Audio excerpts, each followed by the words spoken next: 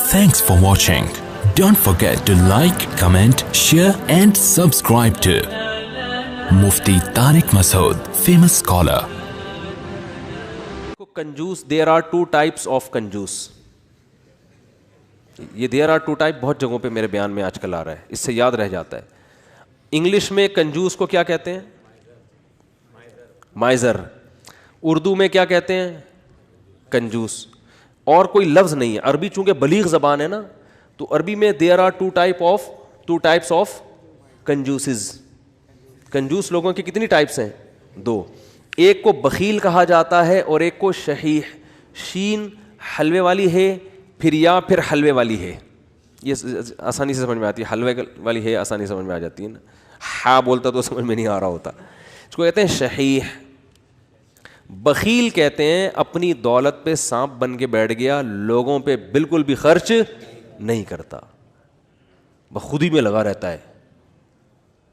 کنجوس شحیح یعنی شح کہتے ہیں کم بخت اپنے اوپر بھی خرچ نہ کر رہا ہو, ہے بھائی. ایک تو ہوتا ہے نا پبلک کے لیے سخی نہیں ہے, سارا بچا بچا کے خود ہی کھاتا رہتا ہے. جیسے وہ ایک کنجوس باپ تھا. یہ قصے جو پہلے سے بیان سن رہے ہیں انہوں نے بہت دفعہ سن لیے ہوں گے, نئے نئے لوگ آتے ہیں تو سنانے میں کوئی حرج نہیں ہے. عرب میں نا باپ دادا کی شاعری پہ فخر کا رواج بہت زیادہ تھا. باپ دادا کی شاعری پہ فخر کہ میرے ابا ایسے, وہ کہتے ہیں میرے ابا ایسے. تو ایک شاعر نے اپنے باپ کی سخاوت شاعری میں بیان کی اور مقابلہ جیت گیا کہ میرے ابا ایسے سخی, میرے ابا ایسے سخی, کبھی دسترخوان نہیں لپیٹا گیا ان کا, اور دیگ ہمیشہ چولہوں پہ جلتی رہتی تھی, اور لوگوں کا تانتا ایسی شاعری کی ہے کہ مقابلہ جیت گیا بھائی. ایک دن ایک بندہ اس کے گھر میں ملنے کے لیے آیا تو دیکھا کہ اس کا جو ابا ہے نا, جس کی سخاوت بیان کر کے یہ مقابلہ جیتا تھا, اس ابا کو دیکھا کہ بکری کے تھن سے منہ لگا کے دودھ پی رہا ہے. ٹھیک. اس نے بولا یار یہ آپ کے ابا کیا کر رہے ہیں؟ اس نے کہا اصل میں ابا میرے جو ہے نا, یہ جب گلاس میں دودھ نکالیں گے تو دھار کی آواز سن کے بچے آ جائیں گے دودھ مانگنے. اپنے ہی بچے ابا کے, دوسرے بھائی ہیں ان کے. تو میرے ابا کو یہ پسند نہیں ہے کہ یہ دودھ بچے پئیں, اس لیے بچوں کو آواز نہ جائے تو ڈائریکٹ تھنوں سے دودھ لگا کے پئیں. کہہ رہے ہیں یہ وہ ابا ہیں جن کی سخاوت بیان کر کے میں نے مقابلہ جیتا ہے.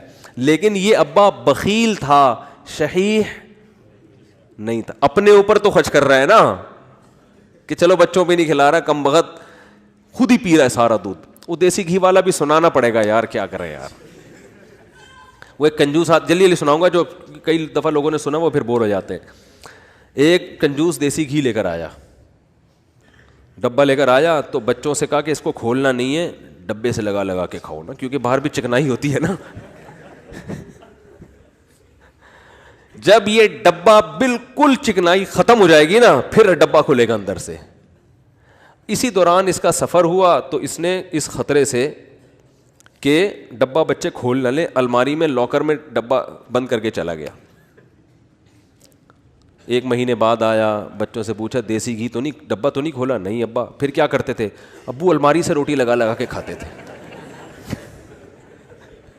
ایک تھپڑ مارا ان کو, کہہ رہے کم بہت کچھ دن گھی کے بغیر صبر نہیں کر سکتے. اٹ از کالڈ کنجوس. یہ شحیح نہیں ہے, کیونکہ خود تو استعمال کرے گا نا, چپ چپ کے کھائے گا. تو وہ بھی جو بکری کے تھنوں سے منہ لگا کے دودھ پی رہا ہے, کم از کم خود تو پی رہا ہے نا. اور کنجوس کی جو سپرلیٹو ڈگری ہے وہ یہ ہے کہ خود بھی نہ پیے کہ دودھ کم نہ ہو جائے. تھنوں میں دودھ جمع ہوتے دھونے دے رہا ہے یار, کہیں کم نہ ہو جائے, پھر 2 قطرے نکالے کہیں سوکھ نہ جائے, بس اتنا.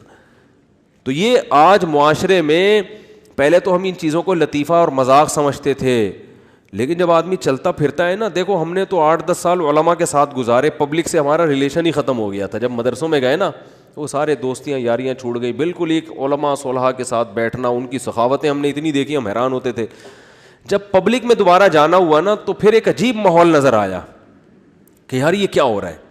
تو ہم نے ایسے لوگ بھی دیکھے دوسروں پہ خرچ نہیں کرتے, اور ایسے بھی دیکھے جو اپنی جان پہ بھی خرچ کرنے کے لیے تیار نہیں ہے. بچاؤ بچاؤ بچاؤ بچاؤ. بھائی تو خرید لے گاڑی یار, کیا جا رہا ہے, اچھی گاڑی میں گھوم لے بھائی. تو اچھے لوگ بھی ملتے ہیں. ایک صاحب کا وزن ذرا زیادہ تھا, وہ گاڑی میں 2 سیٹیں بک کراتے تھے جب بھی بس میں جانا ہوتا نا. مجھے کہنے لگے یار میں تھوڑا سا بھاری ہوں تو مجھے چپک کے بیٹھنا پڑتا ہے, تو پچھلی آدھی سیٹ میں لے لیتا ہوں. ڈرائیور سے بولتا ہوں اس پہ 2-3 بندوں سے زیادہ نہیں بیٹھیں گے, میں ڈبل ٹکٹ دیا ہے. مجھے اچھا لگا. انہوں نے کہا یار سہولت کے لیے انسان پیسے کماتا ہے تو سفر تو تمیز سے گزر جائے نا. تو پیسے خرچ کرنا سیکھو اللہ کے بندو. جو کام پیسوں سے ہو سکتا ہے وہ خود نہیں کرو, ٹھیک ہے نا.